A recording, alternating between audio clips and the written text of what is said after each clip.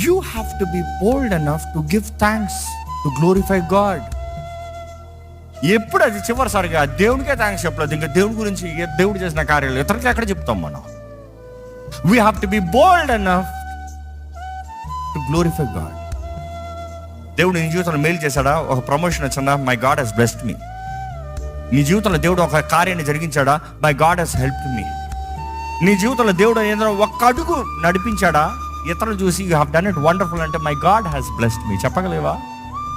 లేకపోతే దేవుని పేరు చెప్తానికి అవుట్ ఆఫ్ ఫ్యాషన్ లాగా అనిపిస్తుందా?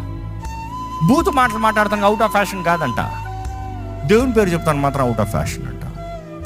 ఈరోజు మనం పరీక్షించుకోవాలండి, how much do we really glorify God, give him praise and express our gratitude. ఎందుకంటే నువ్వు ప్రతిసారి మై గాడ్, దేవుడు చేశాడు, దేవునికి స్తోత్రం, దేవునికి మహిమ,